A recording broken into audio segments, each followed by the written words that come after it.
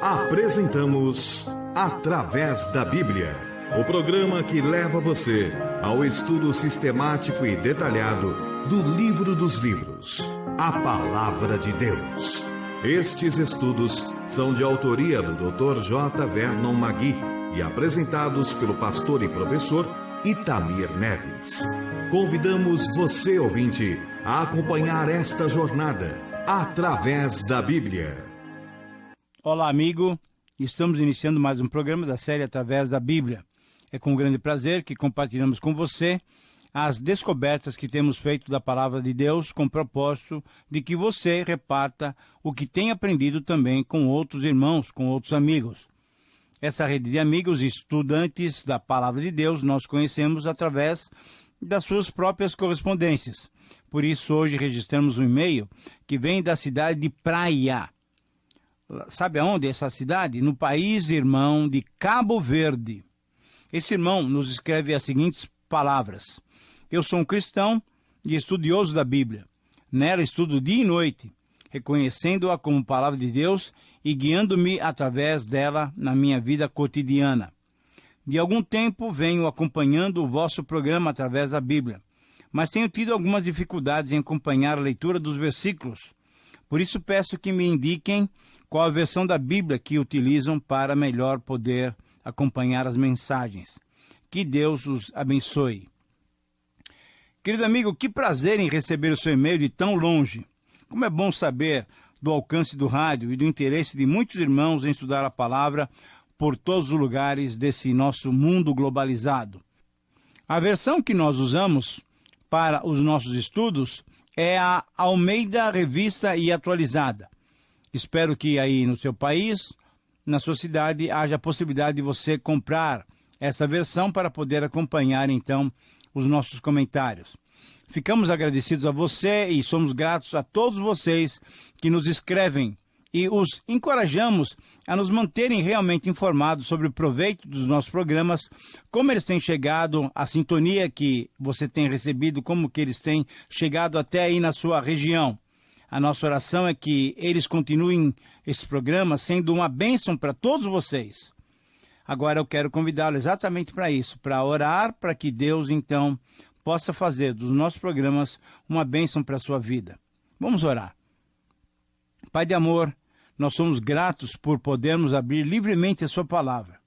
Senhor, nós pedimos, ilumina-nos pelo teu Espírito e abençoa-nos nessa hora de estudo e meditação da tua palavra. Nós oramos, Senhor, pedindo essas bênçãos em nome de Jesus. Amém. Fortalece a fé,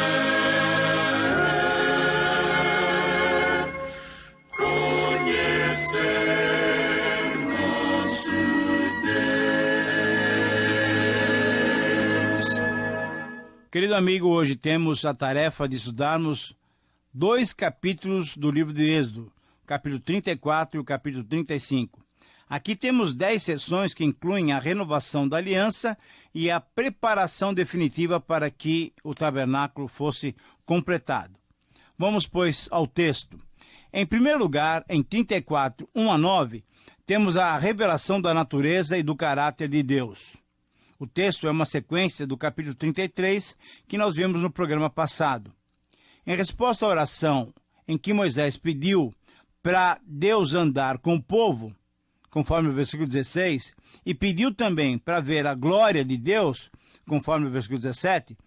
Primeiro, o Senhor pediu que Moisés preparasse 2 tábuas de pedras para que escrevessem as mesmas palavras que estavam escritas nas primeiras tábuas.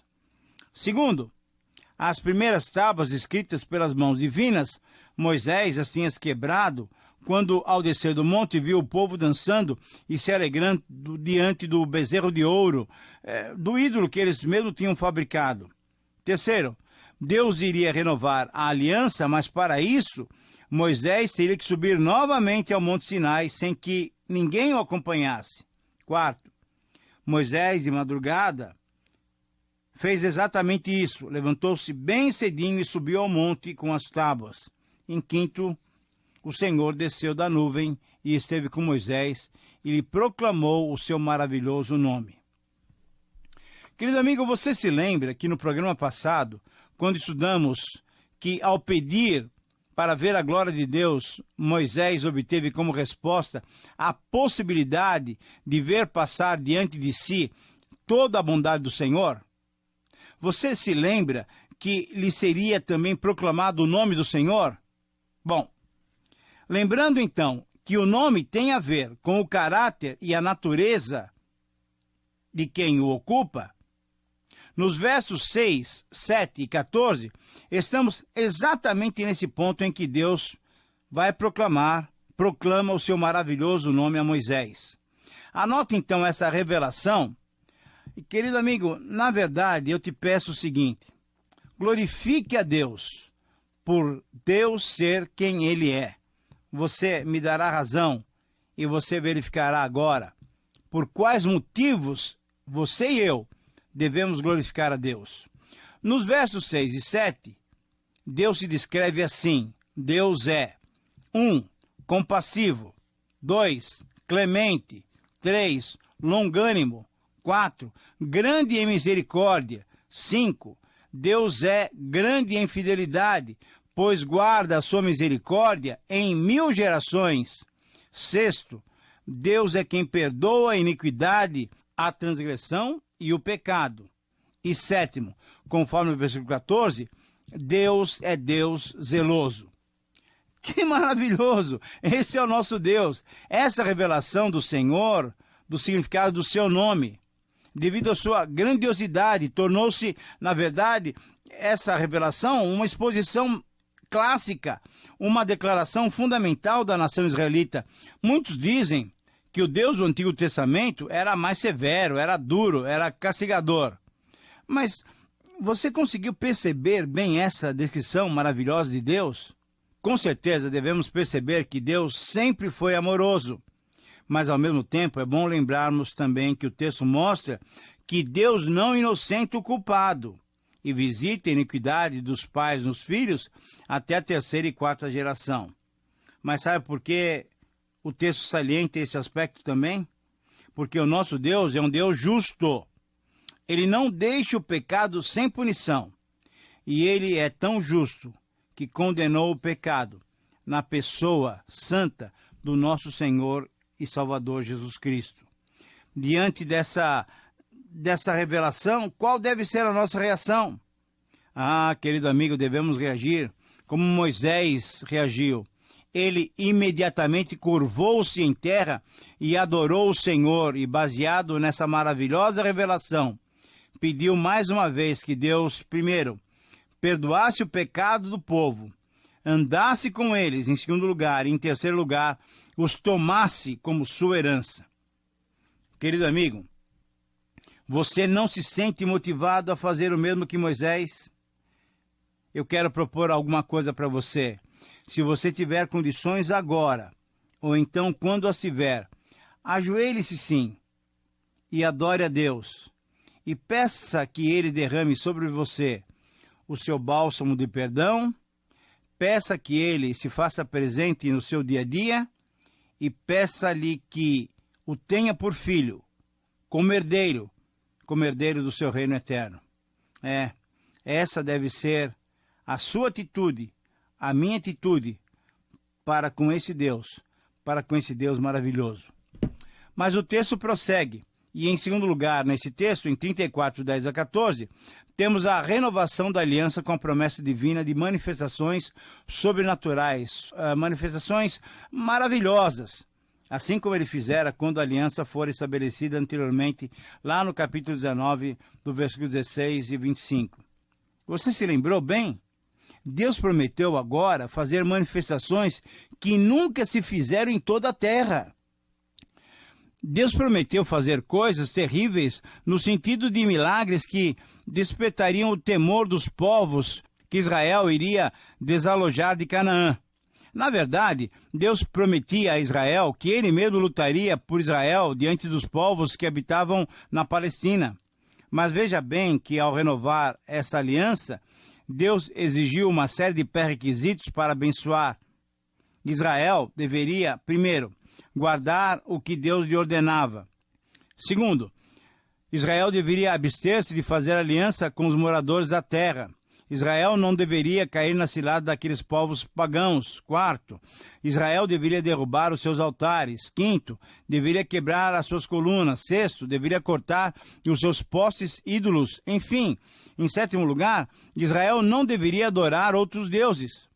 Então, veja só, se fossem cumpridos tais requisitos, Deus lhes prometeu que os abençoaria. Mas como é que Deus os abençoaria se eles o obedecessem? Deus mesmo lutaria por eles e lançaria da sua presença os habitantes de Canaã. É isso mesmo, querido amigo. Por toda a Bíblia é possível ver que Deus está pronto para batalhar por nós, pelo seu povo. Até no Novo Testamento, na nossa luta contra o maior inimigo que temos, isso é, o nosso próprio eu, o nosso próprio ego, é através do Espírito Santo de Deus que podemos vencer a velha natureza. Deus está sempre querendo nos favorecer, nos trazendo para o convívio com Ele mesmo. Mas, em terceiro lugar, em 34, 15 a 28, temos o decálogo cerimonial. Tivemos no capítulo 20 o decálogo ético-moral, e aqui temos uma seção denominada por vários estudiosos como os 10 mandamentos da lei cerimonial, da lei que padronizaria o culto oferecido a Deus. Agora, veja bem, embora outros estudiosos não aceitem esse decálogo cerimonial, nós o aceitamos. É importante conhecer esses 10 mandamentos cerimoniais para que possamos ver o que é que Deus estava falando ainda com o povo. Vamos a ele. Nos versículos 15 a 16, primeiro, Israel não deveria aliançar-se através de casamentos mistos com os moradores da terra, não se prostituindo nem permitindo que os seus filhos e filhas se prostituíssem com aqueles falsos deuses.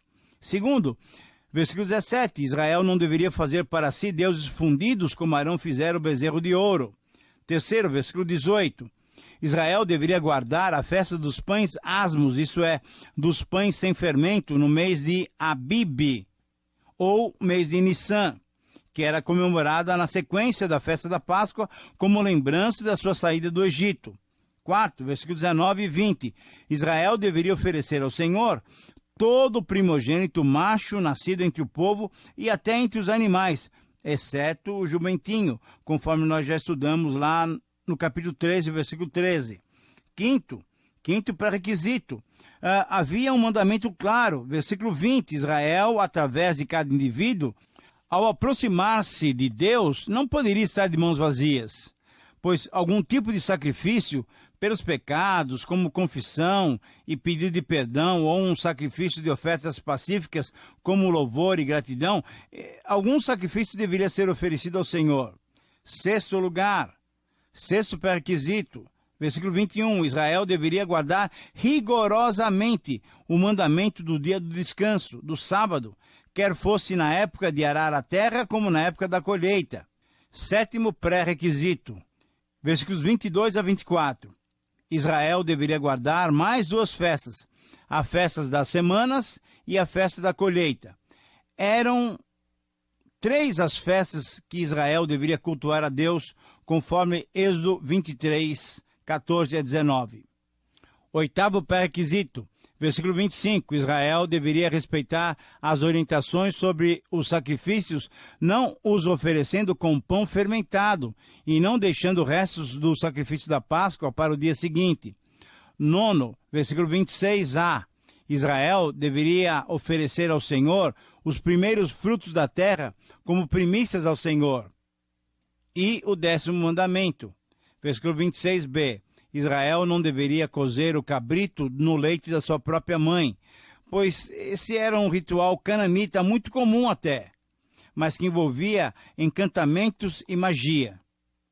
O Senhor recomendou que Moisés escrevesse todas essas palavras, porque tinha firmado, tinha renovado a sua aliança.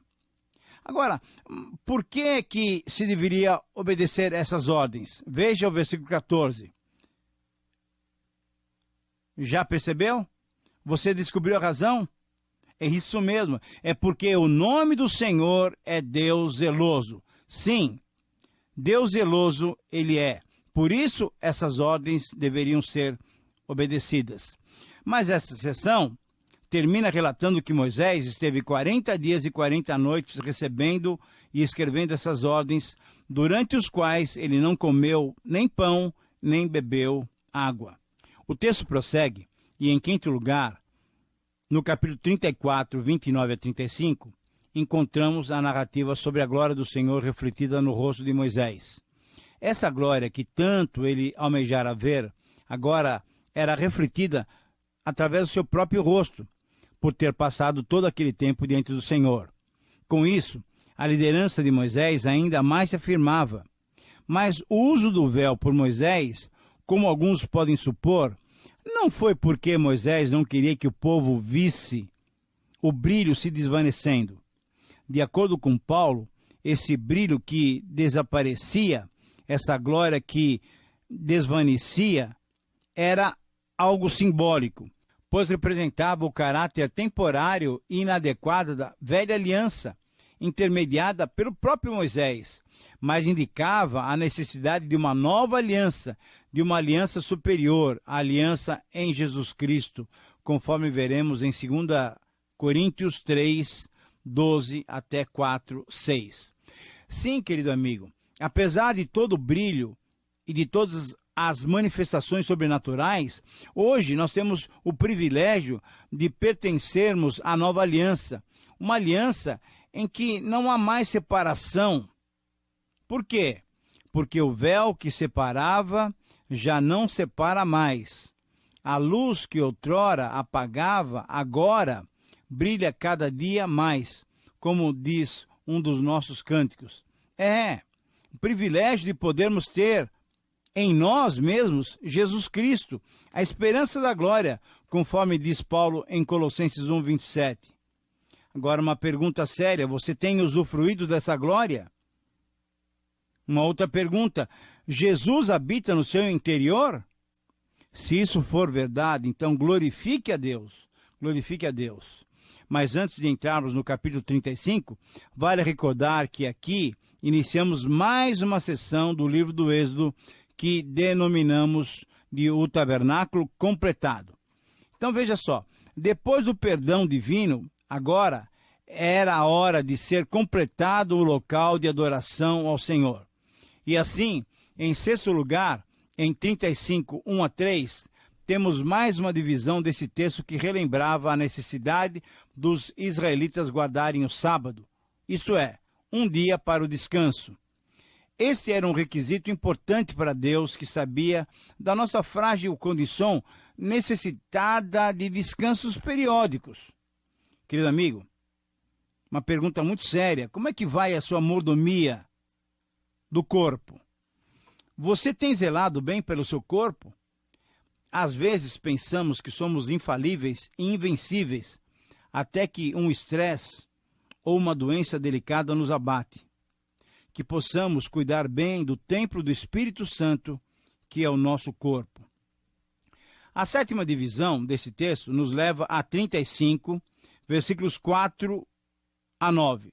Ali nós encontramos a ordem para a construção de todos os utensílios que tinham sido mostrados a Moisés, que vimos lá no capítulo 25 a 31. Mas, sobretudo, encontramos o convite de Deus para que o povo contribuísse com seus bens para que as obras do tabernáculo pudessem ser feitas. Mas veja como veja bem como essas ofertas deveriam ser dadas ao Senhor.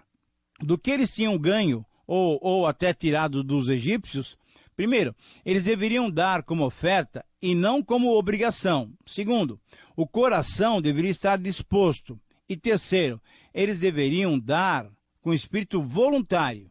Sim, querido amigo, ao contribuirmos com a obra do Senhor, ao investirmos na expansão do reino de Deus, que tem muito valor, tem muito valor o quê? A nossa motivação.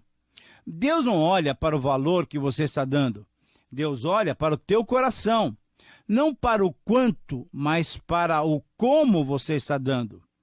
Os israelitas foram desafiados a doarem os mais diversos materiais. Eram materiais necessários para a construção do tabernáculo, para o lugar da habitação de Deus, para o lugar do culto a Deus. Que eu e você tenhamos as motivações corretas ao contribuirmos, ao dizimarmos ao nosso bondoso Deus. O texto prossegue e nos apresenta então mais particularidades. Vamos então a elas. A oitava divisão que fizemos desses dois capítulos está em 35, 10 a 19. Nesses versos encontramos a ordem para que os homens habilitados e capacitados pelo Senhor fizessem todas as obras a fim de que o tabernáculo, com seus utensílios todos, ficasse pronto para o início do culto ao Senhor. Nesse trecho encontramos toda a relação das obras que deveriam ser feitas. O próprio tabernáculo, os véus, as cortinas, as colunas, as estacas, as vestes sacerdotais, os óleos, os incensos, enfim, toda a relação de objetos que deveriam compor esse lugar consagrado ao culto ao Senhor. Mas destacam-se em meio a todos esses materiais as 7 peças que fariam parte especial do oferecimento do culto a Deus. A partir do Santo dos Santos, indo em direção ao átrio, encontramos a ordem para a confecção desses utensílios. Primeiro, da arca. Segundo, o propiciatório. Isso dentro do Santo dos Santos. Em terceiro lugar, a mesa dos pães da proposição. Quarto lugar, o candelabro. Quinto lugar, o altar de incenso. Tudo isso ainda no lugar santo. E lá no pátio, na parte de fora do tabernáculo, em sexto lugar, a bacia, e em sétimo lugar, a ordem para a confecção do altar dos holocaustos. Querido amigo, você percebe como Deus repetiu os detalhes daquilo que deveria ser feito para que o culto, para que a adoração fosse completa e correta? Isso significa que Ele espera que você e eu, quando cultuarmos, tenhamos também a motivação correta e que cada detalhe da nossa adoração lhe seja agradável. A nona divisão desse texto nos leva a 35, 20 a 29, onde encontramos o relato da voluntariedade, da disponibilidade do povo em ofertar ao Senhor. Homens e mulheres e os príncipes de Israel, todos aqueles cujo coração o Senhor os dispôs, trouxeram suas ofertas voluntariamente para que as obras do tabernáculo fossem feitas. Essa expressão nos lembra bem a palavra de Paulo aos Filipenses em 2,13, porque é Deus quem efetua em vós tanto querer como realizar segundo a sua boa vontade. Sim, querido amigo, até a nossa vontade deve ser estimulada, deve ser incentivada por Deus. Dependemos de Deus em tudo. Não sejamos arrogantes ou orgulhosos, mas deixemos-nos conduzir pela boa mão de Deus. E como etapa final do nosso estudo, a 10ª sessão nos leva a 30 a 36, versículo 1. Nesses versos encontramos 2 destaques. Primeiro, no verso 31, mostra que o Senhor capacitou Bezalel com o Espírito Santo, enchendo-o de habilidade, inteligência e conhecimento para que tivesse condições de produzir todas as boas obras necessárias para o tabernáculo. Mas o destaque para mim é que Deus o motivou, dispôs o seu coração para ensinar a outros as suas habilidades. Esse detalhe nos mostra que na vida cristã, no Evangelho, no corpo de Cristo, temos a responsabilidade de trabalharmos em conjunto e nunca fazermos aquilo que chamamos de carreira solo. Somos um corpo e necessitamos de cada um dos membros. Mas o segundo destaque, no versículo 34, nos mostra que Aholiabe, junto com Bezalel, também teve de Deus capacitação divina para a realização de toda a obra de desenho, de arquitetura, de engenharia, de tecelão, enfim, capacitação para realizar tudo o que estava proposto e era necessário para a construção do tabernáculo. O destaque para mim é que qualquer serviço que prestemos ao Senhor, devemos fazê-lo na sua força e na sua suficiência. Esse é o segredo de trabalharmos de modo agradável ao Senhor. Minha oração é que você, querido amigo, tenha sempre esse desejo de desenvolver qualquer atividade na suficiência e na capacitação do Senhor. Bom, chegamos ao final de mais um programa e somos gratos a Deus pela possibilidade de estudarmos a sua palavra e estamos gratos a você pela sua companhia. Prepare-se porque daqui a 3 programas nós iniciaremos os nossos estudos no Evangelho de Marcos. Serão 20 programas para os quais chama a sua atenção e novamente eu quero sugerir que você convide alguns amigos e irmãos para juntos estudarmos esse Evangelho tão importante. Mais uma vez, obrigado pela sua companhia, que Deus o lhe abençoe e um grande abraço.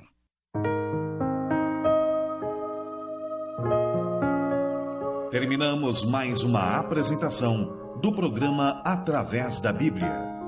Esperamos que você nos escreva, dando a sua opinião sobre o que ouviu. O nosso endereço é Caixa Postal 18.300, CEP 046-26970, São Paulo, capital. Ou pelo e-mail atravésdabiblia@transmundial.com.br. Este programa foi produzido nos estúdios da Transmundial.